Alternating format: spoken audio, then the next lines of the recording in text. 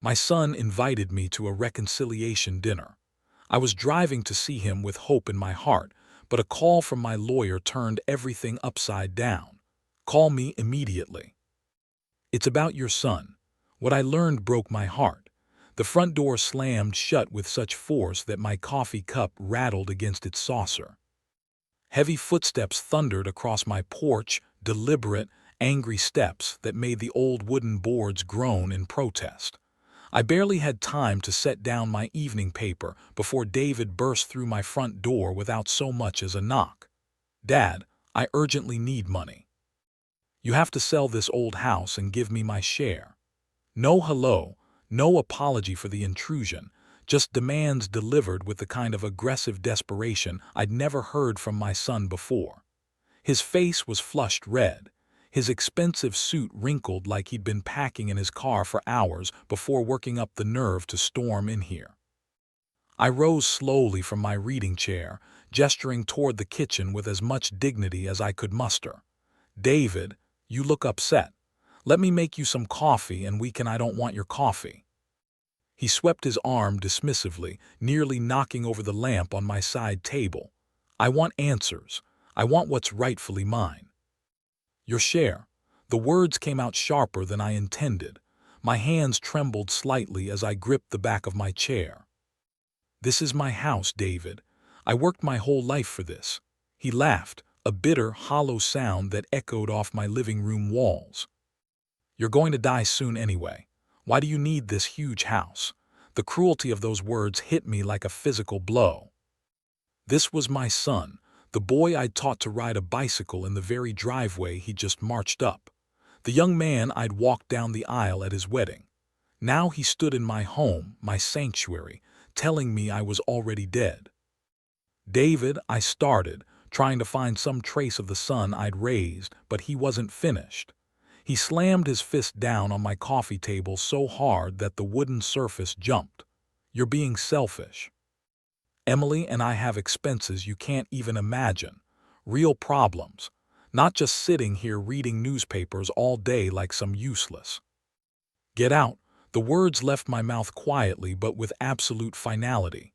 David stopped mid-sentence, his mouth hanging open. I said, "Get out of my house." I pointed toward the door, my finger steady despite the rage building in my chest. "And don't you dare step foot on my property again." For a moment, David looked genuinely shocked. Maybe he'd expected me to crumble, to hand over my life's work without a fight. His face cycled through confusion, then anger, then something darker. "You'll regret this, old man." He turned toward the door, then spun back to face me one more time. "When you're lying alone in some nursing home, remember that you chose this." The door slammed behind him with even more violence than when he'd entered. Through my front window, I watched him stomp to his black BMW, rev the engine aggressively, and tear out of my driveway fast enough to leave rubber marks on the concrete. I stood there in the sudden silence, my heart hammering against my ribs. The house felt different now, contaminated somehow by the poison David had brought into it.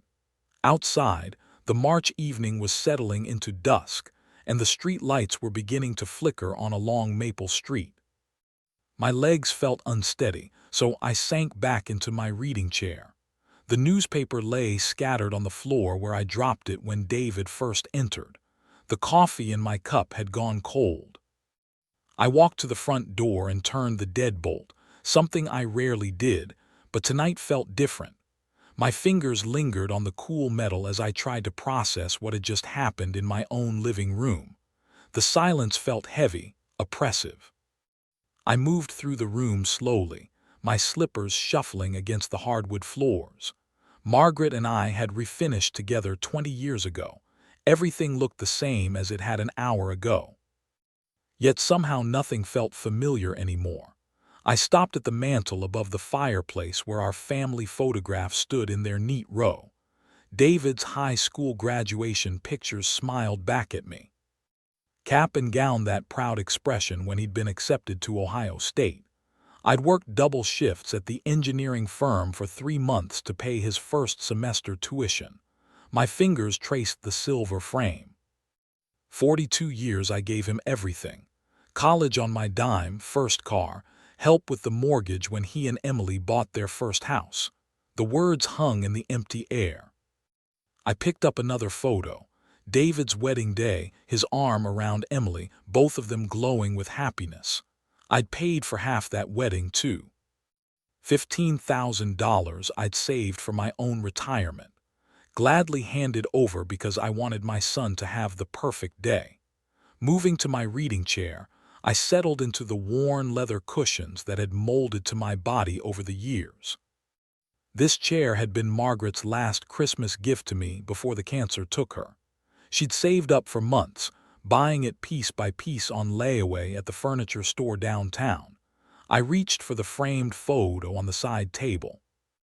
Margaret and me on our 35th anniversary, just 2 years before she passed.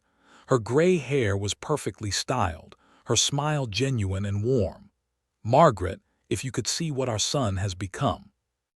But could she? Had there been signs I'd missed? I tried to remember when David had started changing. Was it after Margaret died? Or had the transformation been so gradual that I'd simply refused to see it? I calculated in my head a habit from my engineering days. David's college, $68,000 total. His wedding, my $15,000 contribution. The down payment loan for his first house that he'd never paid back, $25,000. The business loan when he'd started his consulting firm, another $30,000. Various emergencies, car repairs, birthday gifts, Christmas presents, the number kept climbing. Over the past 2 decades, I'd given David more than $200,000.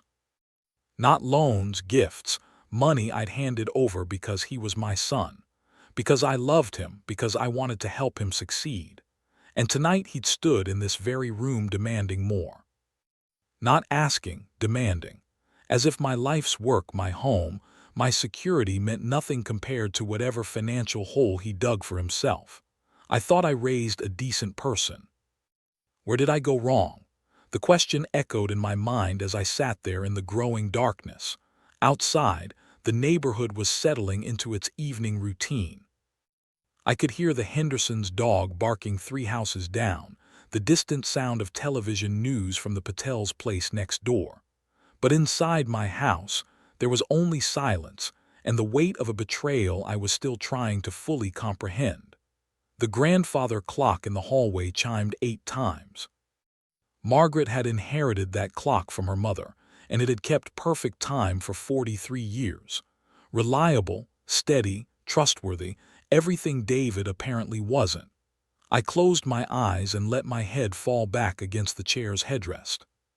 Tomorrow I would need to think clearly to decide what this confrontation meant for my future. But tonight, I just sat with the pain of discovering that the son I'd loved unconditionally saw me as nothing more than an obstacle to his inheritance. The house creaked around me, settling into night. The morning had passed quietly. I'd made my usual breakfast, 2 eggs over easy, wheat toast, black coffee, and read the Charles Dispatch from front to back. The routine helped steady my nerves after yesterday's explosion. I'd even managed to tend to my small herb garden on the back patio, checking on the early spring shoots that were just beginning to emerge. Now I sat at my kitchen table with my afternoon coffee and the crossword puzzle, trying to maintain some sense of normalcy. The house felt peaceful again, the way it should. Sunlight streamed through the lace curtains Margaret had hung years ago, casting gentle patterns across the oak table. When the phone rang, I glanced at the caller ID and felt my stomach tighten. David. I let it ring twice more, my hand hovering over the receiver. Part of me wanted to let it go to voicemail to maintain the boundary I'd drawn last night, but another part, the part that had been his father for 42 years, couldn't ignore the call. Hello, Dad. I want to apologize for yesterday. I was wrong. The voice was different, softer, contrite in a way that David rarely sounded. I sat up straighter in my chair, my grip tightening on the phone. David, what happened? You never apologize. A pause. When he spoke again, There was something that sounded like genuine shame in his tone. I realized I was acting like a selfish person. The things I said about you dying about the house. Dad, I'm ashamed of myself. I stared out the kitchen window at Mrs. as Patterson's rose bushes, trying to process this sudden change. In all the years since David had become an adult, I could count on one hand the number of times he'd admitted being wrong about anything. I don't know, son. You said terrible things yesterday. I know I did. His voice cracked slightly.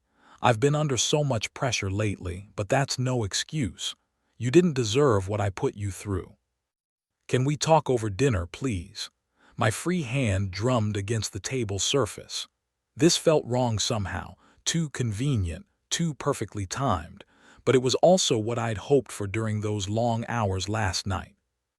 Some sign that my son still had a conscience buried somewhere beneath his desperation. David, please give me a chance to make it right. The refectory restaurant today at 7. My treat. Let me show you that I can be the son you raised me to be. The refectory.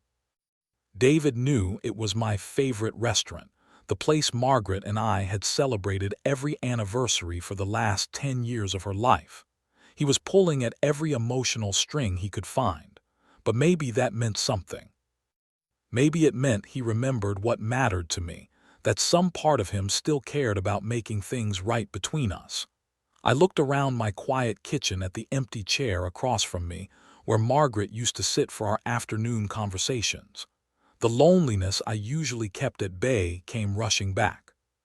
The reality of eating every meal alone, of having no one to share the small moments of each day. All right, I heard myself saying, but this is your last chance.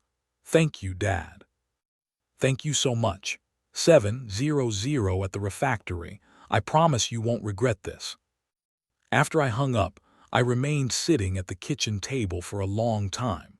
The crossword puzzle lay unfinished beside my now cold coffee. Outside, the afternoon sun continued its slow arc across the sky, but something had shifted in the quiet rhythm of my day. I wanted to believe David's apology was genuine. I wanted to believe that yesterday had been rock bottom for him, and that he was ready to climb back up to being the man I'd tried to raise. But there was a small, persistent voice in the back of my mind that whispered warnings I wasn't quite ready to hear. I stood up and walked to the calendar hanging on the refrigerator. Tuesday, March 11th. I circled the date with a red pen, though I wasn't sure why. Maybe because I sensed that this dinner would be important one way or another. 4.5 hours until I would learn whether my son had truly found his way back to me, or if this was just another kind of betrayal I hadn't yet imagined. I set down the phone and headed upstairs to get ready, my footsteps echoing in the quiet hallway. Despite Robert's absence of detail, David's apology had sounded genuine, more genuine than anything I'd heard from him in years. Maybe people really could change. Maybe yesterday had been his rock bottom. Standing before the bathroom mirror, I studied my reflection. The man looking back at me appeared older than I remembered, more weathered by recent events. Gray stubble covered my cheeks and chin, making me look tired, defeated. Tonight called for better than that. I lathered the shaving cream carefully, working it into a thick foam. The familiar routine felt meditative, purposeful. Each stroke of the razor removed not just whiskers, but some of the day's tension. This dinner mattered. If David was truly ready to apologize, to make amends for yesterday's cruelty, then I owed it to our relationship to meet him halfway. Moving to my bedroom closet, I considered my options. The navy suit hung next to my charcoal gray, both pressed and ready. I chose the navy. Margaret had always said it brought out my eyes, made me look distinguished rather than just old. If we were starting fresh, I wanted to look my best. The ritual of dressing felt ceremonial. White dress shirt crisp and starched the way I'd learned to do in the army 50 years ago. As I knotted my tie, I caught sight of Margaret's jewelry box on the dresser. She'd kept my cufflinks there, the silver ones her parents had given me for our wedding. Two ties lay across the bed, burgundy and blue. The burgundy matched my favorite pocket square, but the blue had been Margaret's preference. "Makes you look trustworthy," she'd always said. Tonight I chose trust. I chose the blue. At Margaret's dresser, I opened the small bottle of cologne she'd given me for our 25th anniversary.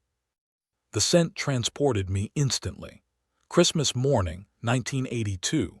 Margaret laughing as I tried to act surprised by the gift I'd seen her wrap 3 days earlier. "For special occasions," she'd said, kissing my cheek. Tonight felt special in its own complicated way. I applied the cologne sparingly to my wrists and neck. Margaret would be happy to see us together again. She'd always believed in second chances, in the possibility of redemption. "People make mistakes, Charles," she'd say, after particularly difficult days with teenage David. "What matters is whether they learn from them." My wallet sat on the nightstand, thick with the month's pension check I'd cashed yesterday.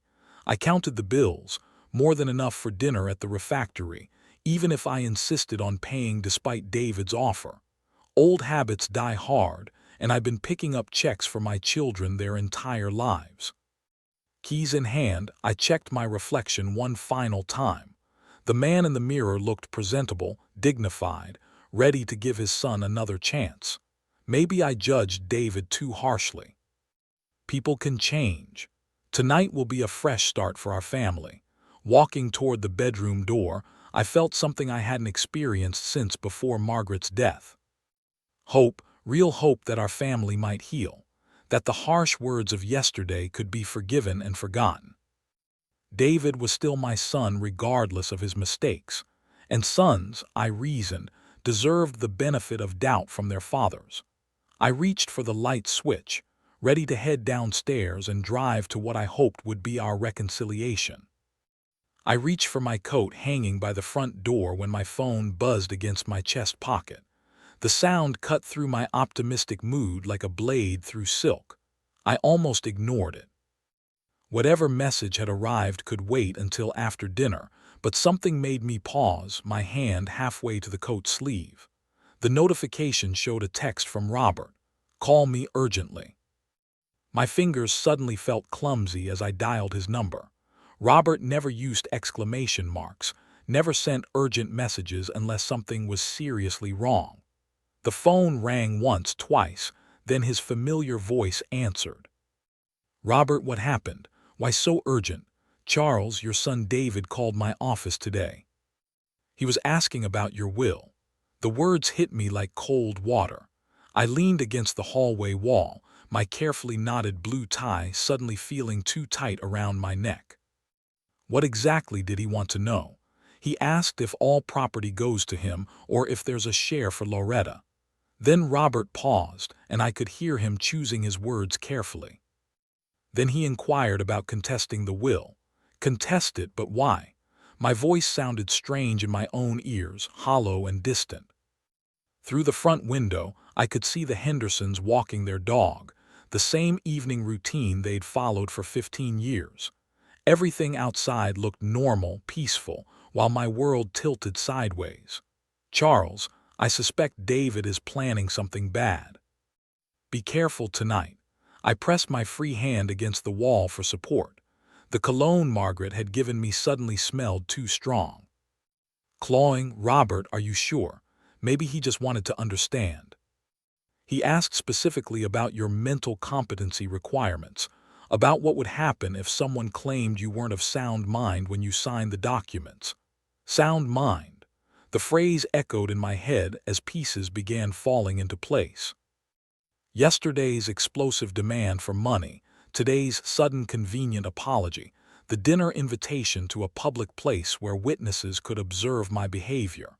My reflection stared back at me from the hallway mirror. An old man in a blue tie, dressed for dinner with his son, who might be planning to have him declared incompetent. The hope I'd carried downstairs evaporated, replaced by something cold and hard. "What should I do?" I asked, though part of me already knew the answer. "Don't go. Stay home, let me handle this legally." But even as Robert spoke, I was shaking my head. David thought he could manipulate me, thought I was just another weak old man ready to be pushed around. He was about to learn otherwise. "No," I said firmly. "I'm going to dinner, but I won't eat or drink anything until I know exactly what he's planning." "Charles, please. I've handled worse than my own son, Robert, but thank you for warning me." After hanging up, I stood in the hallway for a long moment, studying my reflection. The man looking back at me was no longer hopeful or naive. This was the Charles who'd survived Korea, who'd built bridges that still carried traffic 40 years later, who'd buried his beloved wife and kept going. David wanted to play games with his father's legacy. Fine, but maybe Robert is wrong. Maybe David just wanted to know his inheritance rights. The light turned green and I accelerated slowly, staying in the right lane. A young woman in a red sports car passed me, probably thinking I was just another cautious old driver. She wasn't wrong, but tonight my caution had a different purpose. No, after yesterday's fight, it all makes sense. But I can't believe my son would another red light. A homeless man stood at the corner with a cardboard sign, and I found myself wondering what had led him to that intersection. Bad decisions, bad luck, family betrayal. I reached into my wallet and handed him a $5 bill when he approached my window. He thanked me with genuine warmth, then moved on to the next car. At least someone would benefit from my evening preparations. I continued driving, my grip tightening on the steering wheel. The familiar landmarks of Charles passed by. The convenience store where I bought my morning newspaper, the pharmacy where I picked up my heart medication, the barber shop where I'd been getting haircuts for 30 years. This was my city, my life, my routine. David thought he could just swoop in and claim it all. "I'll be careful. Won't eat or drink anything until I'm sure of his intentions." The decision felt solid, logical. David might be planning something, but he was dealing with a man who'd spent his career calculating load-bearing capacities and stress tolerances. I could handle whatever scheme my son had devised. As I turned on to East Broad Street, the Refactor's distinctive sign came into view. The restaurant sat in a converted church, its Gothic architecture both beautiful and somehow ominous in the gathering dusk. Margaret and I had celebrated so many anniversaries there, back when I believed family meant something sacred and permanent. Traffic slowed as I approached the restaurant district. Office workers were heading home. Couples were arriving for dinner dates. Families were gathering for Tuesday evening meals. Normal people doing normal things, unaware that somewhere among them a father was driving to confront his son's betrayal. I signaled for the turn into the restaurant's parking lot, my pulse steady despite everything.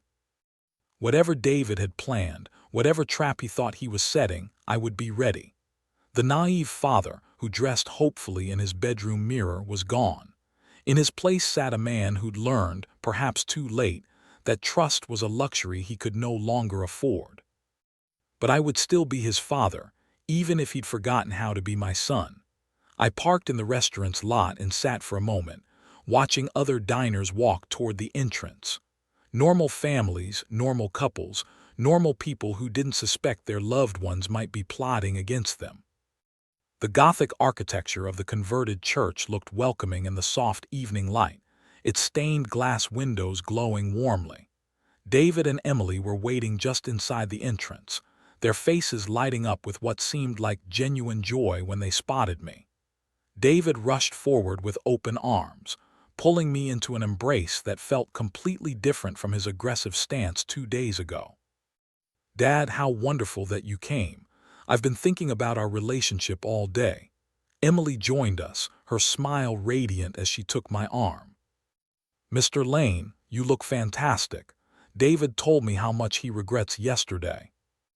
Their enthusiasm felt overwhelming, almost theatrical, but standing there in their warm embrace, surrounded by the gentle murmur of other diners and the soft classical music, Robert's warning seemed paranoid and distant. "I want things to be good between us too, son. David guided us to a window table he'd apparently reserved, one with a view of the downtown skyline twinkling in the gathering darkness. Emily helped me with my chair, fussing over my comfort like she'd never done before. The waitress appeared immediately as if summoned. "We took the liberty of ordering wine," David announced, gesturing to the bottle of Cabernet, already breathing on the table.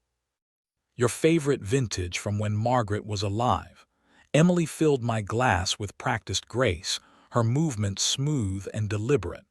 "This will be perfect for our reconciliation toast." I raised my glass, feeling genuinely touched by their attention to detail. They'd remembered Margaret's favorite wine, chosen our old anniversary table by the window. Maybe I'd been too quick to judge David's motives. "To family," David said solemnly, his eyes meeting mine. "To second chances, to forgiveness," Emily added, her voice warm with apparent sincerity. The wine tasted exactly as I remembered, rich, smooth, with hints of cherry and oak that Margaret had always identified for me. As we talked, David seemed like his old self, the son who'd once helped me build a treehouse in our backyard, who'd called me every week during his college years. When the appetizers arrived, Emily pushed the bruschetta toward me. David said, "This was your favorite here." "The tomatoes are from the chef's garden." Course after course appeared, each dish seemingly chosen with my preferences in mind. David carved the prime rib himself, placing the choicest cuts on my plate. Emily kept my wine glass filled, attentive to every empty bite. "Try this steak, Dad. The chef is a friend of mine, prepared it specially for you." The meat was perfectly seasoned, tender enough to cut with a fork. David watched me eat with satisfaction, his face glowing with what looked like paternal pride in reverse. "And this sauce is incredible. The restaurant's recipe," Emily added, spooning more of the rich, herb-laden sauce over my portions. Throughout the meal, they shared memories I'd forgotten. Family vacations, Christmas mornings, moments when David had been the loving son I'd always believed him to be. Emily told stories about their marriage, their hopes for children, their desire to be closer to me in my later years. By dessert, the wine and their warmth had completely dissolved my earlier suspicions. This was my family, flawed, but loving, trying to heal the wounds we'd inflicted on each other. Robert's warnings seemed like the paranoid concerns of a man who dealt with too many divorces and family disputes. David paid the check with a flourish, waving away my attempts to contribute. "Tonight's my treat, Dad. My apology." Walking to the parking lot, I felt lighter than I had in months. The cool March air was crisp and clean, carrying the promise of spring. David and Emily hugged me goodbye with what felt like genuine affection. "Let's do this again soon," David said, his hand warm on my shoulder. I drove home with the windows down, humming along to an oldie station. The drive home had been pleasant, filled with thoughts of reconciliation and hope for our family's future. I'd even stopped at the corner store to buy David's favorite coffee, thinking I might invite him for breakfast later in the week. The house felt welcoming when I returned, no longer the fortress I'd retreated to after yesterday's confrontation. I settled into my reading chair with the evening news, feeling more content than I had since Margaret's death. The wine from dinner had left me relaxed, almost drowsy. Around 10:00, I made myself a cup of chamomile tea and considered calling Robert to tell him his concerns had been unfounded. That's when the first wave of nausea hit. It started as mild queasiness, the kind you might blame on eating too rich a meal too quickly. I'd certainly indulged more than usual tonight, but within minutes the discomfort escalated into sharp, cramping pains that doubled me over in my chair. Something was wrong. Very wrong. I stumbled to the kitchen sink as bile rose in my throat, my legs suddenly unsteady beneath me. The cramping intensified, sending lightning bolts of agony through my abdomen. This wasn't indigestion from too much prime rib. The vomiting started without warning, violent retching that left me gasping and shaking. Between spasms, my mind raced backward through the evening. The wine David had chosen, Emily's insistence that I try everything, the sauce she'd kept spooning onto my plate. Robert's warning echoed in my head. Charles, I suspect David is planning something bad. My hands trembled as I reached for the kitchen phone, each movement requiring enormous effort. The numbers on the keypad blurred as another wave of nausea crashed over me. I could barely hold the receiver steady. 911. What's your emergency? Hello, emergency services. I'm very sick. I think I've been poisoned. Address is 1247 Maple Street. Sir, stay on the line. What are your symptoms? Severe stomach pain, vomiting, dizziness. I ate dinner out tonight. And another spasm cut off my words. Sir, can you stay conscious? A crew is already heading to you. The dispatcher's voice seemed to come from very far away. I slumped against the kitchen counter, the phone sliding from my grip. Through the haze of pain, one thought burned clear. My son had tried to murder me. The sound of sirens grew louder outside. Red and blue lights flashed through my front windows, painting the familiar walls in emergency colors. Heavy footsteps approached the door. Mr. Lane, Charles Fire, and EMS were coming in. A paramedic appeared at my side, a young woman with kind eyes and steady hands. She checked my pulse, shined a light in my eyes, asked questions I could barely answer. Mr. Lane, can you hear me? We're taking you to the hospital. As they lifted me onto the stretcher, I caught sight of my reflection in the hallway mirror. The man looking back was pale, aged years in a single evening, but beneath the physical distress, his eyes burned with something harder than pain. Understanding. The ambulance pulled away from Maple Street, carrying me toward Mount Carmel East Hospital and away from the house where I'd lived in innocent trust of my family for too long. Consciousness returned gradually, accompanied by the steady beeping of monitors and the antiseptic smell that defined hospital existence. Sunlight filtered through Venetian blinds, casting narrow strips across starched white sheets. My mouth felt cotton dry, and an IV line snaked from my left arm to a bag of clear fluid hanging beside the bed. I tried to sit up, but weakness kept me horizontal. The events of last night rushed back. Dinner, sickness, ambulance, the betrayal that had nearly killed me. Mr. Lane, you're awake. A woman in a white coat entered carrying a tablet and wearing the expression doctors reserve for delivering serious news. She was perhaps 50 with graying hair pulled back and intelligent dark eyes that suggested both competence and compassion. How are you feeling? You were brought in critical condition last night. What happened to me, doctor? I'm Dr. Patel, your attending physician. We've been running tests all night. She pulled a chair close to the bed, sitting down with the deliberate movements of someone preparing for a difficult conversation. Tests show presence of a strange substance in your bloodstream. Ricin. It's a plant-based poison derived from castor beans. The word hit like a physical blow. Ricin. Not some accidental food poisoning or sudden illness. Deliberate murder, but where could I have? The pieces fell into place with horrible clarity. Oh, my son, that scoundrel tried to kill me. Doctor. Battle's eyebrows rose slightly.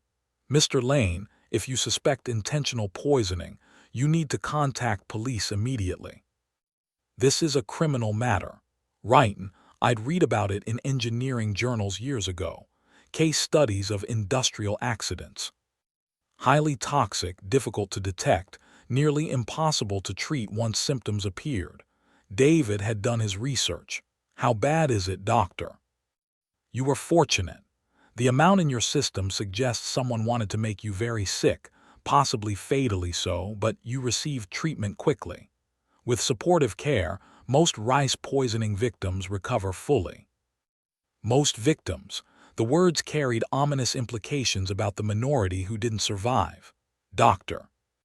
Patel continued with clinical precision. Ricin typically takes several hours to manifest symptoms, which matches your timeline. Initial treatment involves removing the poison from your system and managing symptoms. There's no specific antidote. I close my eyes trying to process the magnitude of David's betrayal. Yesterday, I'd been a father hopping for reconciliation with his troubled son. Today, I was a murder victim who'd survived by luck and quick medical intervention. The police will need to collect evidence. Your medical records, details about where and when you believe exposure occurred. Evidence, the restaurant, the specially prepared meal, David's insistence that I try everything, Emily's careful attention to my wine glass, their coordinated performance of loving family members, welcoming Dad back into the fold. How long before I can leave? Another day or two for observation. We need to monitor your kidney function and ensure all traces of the toxin are eliminated. After Dr.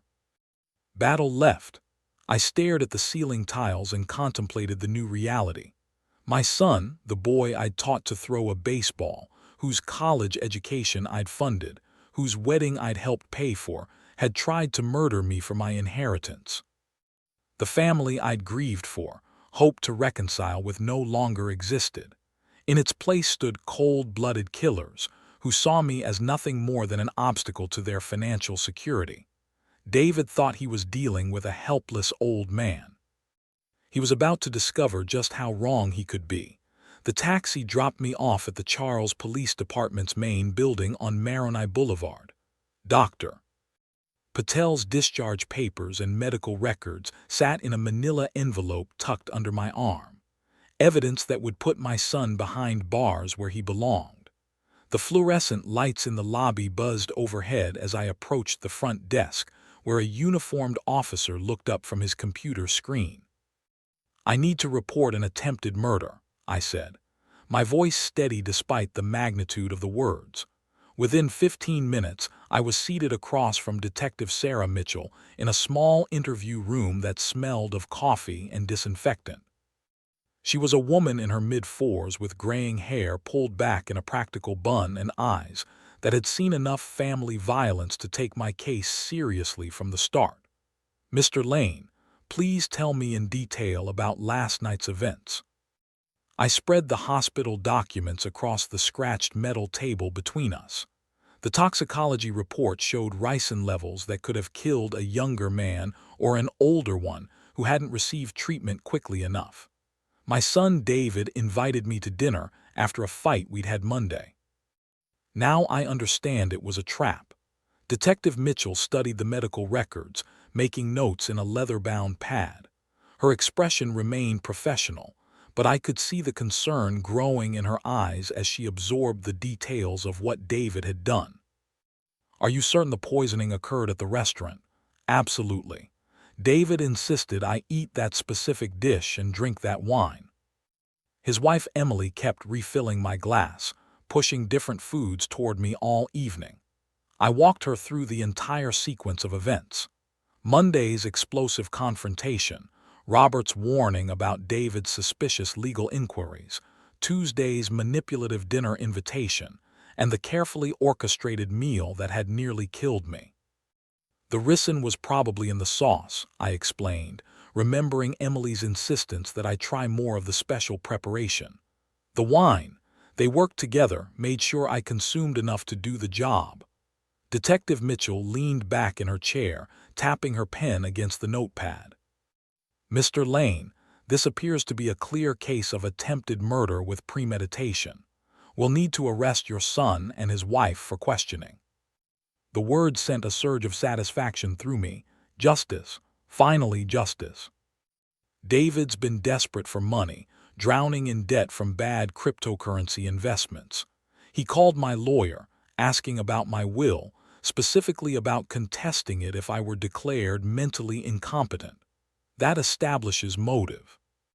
Detective Mitchell said, making another note, "Along with the medical evidence and your testimony, we have grounds for immediate arrest." She explained the process. Arrest warrants would be issued within hours. David and Emily would be taken into custody, and a prosecutor would review the case for formal charges. As a primary witness, I would need to testify at trial if the case proceeded that far. Detective, they thought they were dealing with a helpless old man they could manipulate and then murder. They miscalculated. By 4:00, Detective Mitchell had recorded my complete statement and logged all the medical evidence. She walked me to the lobby, shaking my hand firmly at the door. "Mr. Lane, we take attempted murder very seriously, especially when it involves family members targeting elderly relatives. Your son and daughter-in-law will be in custody by tonight." I walked out of the police station into the late afternoon sunlight, feeling lighter than I had since before Margaret's death. The legal machinery was in motion now, grinding toward the justice David thought he could avoid. 2 days had passed since David and Emily were arrested at their suburban home, led away in handcuffs while neighbors watched from their doorways. The local news had picked up the story. Son attempts to poison father for inheritance, and my phone had been ringing constantly with reporters and distant relatives expressing shock. I ignored them all. Today I had business to finish. Robert's law office occupied the second floor of a brick building downtown, its walls lined with legal volumes and certificates that spoke of decades of practice. He'd been my lawyer for 15 years, handling Margaret's estate and my retirement planning. Today he would help me rewrite the future. "Charles, are you sure you want to completely exclude David from the will?" I sat across from him at the mahogany conference table, where we'd signed so many documents over the years. "The new will lay open between us, its pages crisp with legal language that would strip David of every cent he'd expected to inherit." "Absolutely. A person who tried to kill me doesn't deserve a cent." Robert adjusted his reading glasses, reviewing the document one more time. We'd spend an hour going through every asset, every bank account, every possession I owned. The house on Maple Street, the retirement savings Margaret and I had accumulated over 40 years, the life insurance policies and pension benefits, everything would go to Loretta. The entire house, savings, pension funds, everything goes to Loretta. That's right. Loretta has always been a good daughter. My mind went to my daughter, who taught 3rd grade at Wilson Elementary and had never asked me for anything beyond birthday gifts for her children. She didn't even know about David's arrest yet. I decided to wait until after the trial to explain everything. The shock would be devastating enough without the added burden of suddenly becoming wealthy. Robert leaned back in his leather chair, studying me with the careful attention he'd always given to important matters. David might try to contest the will in court. Let him try. I have evidence of his crime. The attempted murder charge would be David's biggest obstacle in any legal challenge. No court would award inheritance to someone who tried to kill the testator for that very money. The medical evidence alone would destroy any contest he might file. "We'll include specific language about the criminal charges," Robert explained, making notes in the margins. "That way, even if he's acquitted on a technicality, the will explicitly states your reasons for disinheritance." I watched him work, remembering all the times he'd helped our family through legal complexities. He'd handled Margaret's medical directives during her final illness, helped us set up trusts for the grandchildren's education, guided us through tax planning that had preserved our modest wealth.